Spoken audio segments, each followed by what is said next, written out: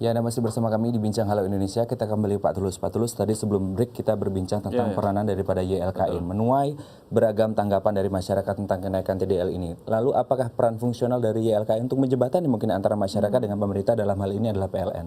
Pertama, kalau kita bicara pengaduan dulu ya, di YLKI itu pengaduan listrik selalu menjadi nominasi 5 besar. Ya, karena memang selama ini kalau kita bicara pelayanan, sebenarnya pelayanan PLN masih banyak dipersoalkan. Apalagi jadi kebijakan ini pun memang sudah banyak. Karena selama ini memang salah satu tugas YLKI sebagai lembaga sosial itu adalah menerima pengaduan-pengaduan dari masyarakat, dan pengaduan yang paling tinggi salah satunya adalah dari PLN. Listrik, ya. Apalagi saat ini ketika di satu sisi di daerah lain, kita kalau di Jakarta atau di Jawa masih katakanlah bagus ya. Tapi di luar Jawa, di Sumatera, Kalimantan, NTT, Sulawesi, itu masih banyak terjadi krisis daya listrik. Di sana masih biarpet ya, padam 3 kali sehari bahkan lebih.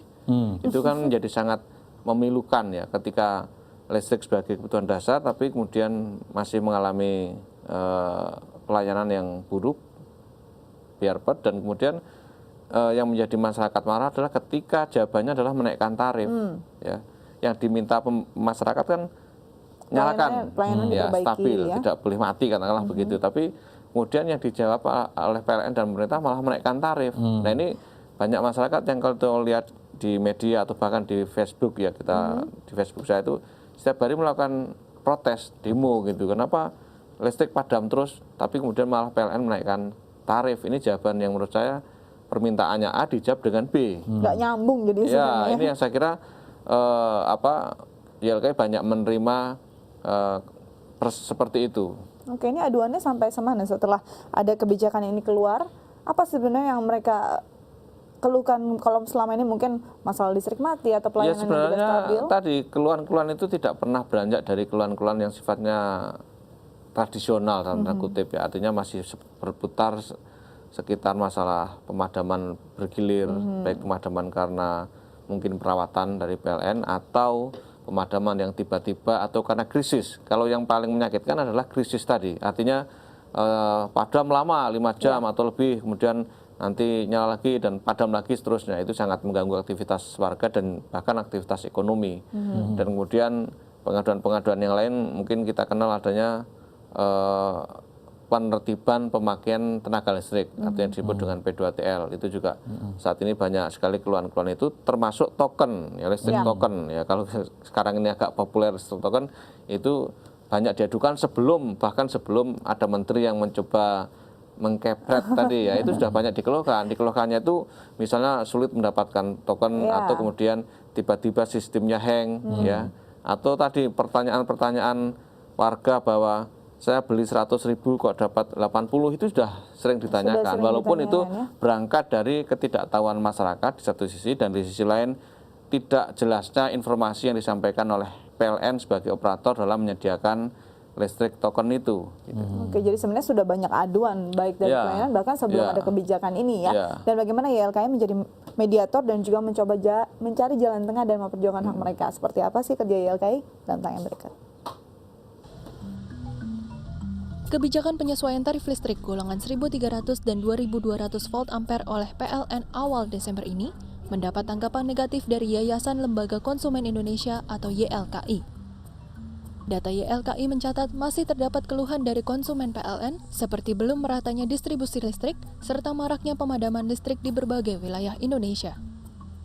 Menurut YLKI, penyesuaian tarif listrik setiap bulannya ini dianggap memberatkan konsumen, khususnya bagi pengguna golongan 1.300 volt ampere yang sebagian besar pelanggannya masuk ke dalam kategori keluarga tidak mampu. Dalam penolakannya terhadap kebijakan ini, YLKI telah meminta Kementerian Energi dan Sumber Daya Mineral untuk membatalkan Peraturan Menteri Nomor 9 Tahun 2015 tentang penyesuaian tarif dasar listrik. YLKI mendukung dan memfasilitasi pelanggan yang ingin mengurangi beban penggunaan listriknya ke golongan 900 dan 450 volt ampere. YLKI juga menghimbau masyarakat untuk menjadi smart consumer yang dapat memanfaatkan pemakaian listrik secara bijak.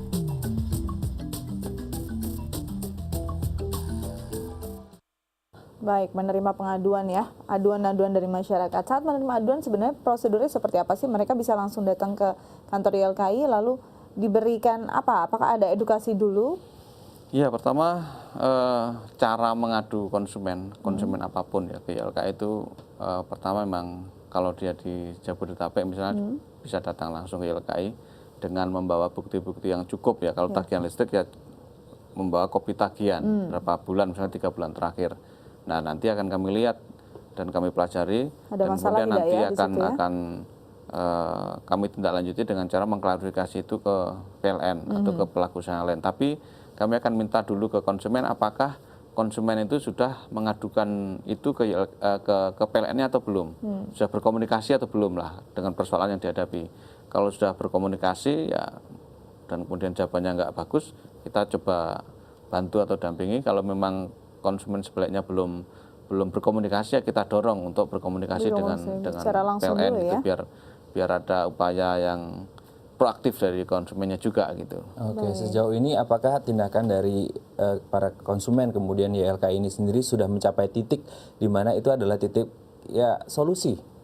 Atau masih banyak yang kemudian kalau dalam konteks pengaduan yang sifatnya mikro ya itu kita membantu itu untuk terjadi komunikasi antara konsumen dengan PLN. Tapi kalau yang sifatnya kebijakan harus ada langkah yang lebih besar. Ya kita akan misalnya menyurati dan sudah meminta ke SDM untuk tadi membatalkan putusan Menteri nomor 1 2015 terkait dengan penerapan tarif otomatis ya. Yang kita persoalkan sebenarnya bukan semata kenaikannya ya. Oke bahwa memang perlu naik atau apa, mungkin ada pertimbangan-pertimbangan struktur tarif atau ekonomi yang memang cukup rasional, tetapi yang kami persoalkan adalah mekanisme atau skema kenaikan tarif yang menggunakan tarif otomatis itu. Karena tarif otomatis itu kan bahasa halusnya, bahasa enak didengar, tapi sebenarnya ini adalah ekstrim sekali bahwa tarif listrik yang notabene tarif untuk kebutuhan masyarakat tapi ditetapkan dengan mekanisme yang sangat liberalistik. Oke, ini mekanisme yang sangat liberal. Ini menarik sebenarnya. Sampai harus kalian YLKI mengadvokasi dan meminta ini dibatalkan dari SDM. Seperti apa sebenarnya, apa sih yang ekstrim? Liberalistik itu mungkin kita bahas setelah jeda berikut ya, Pak ya. Tetap bersama kami di Indonesia.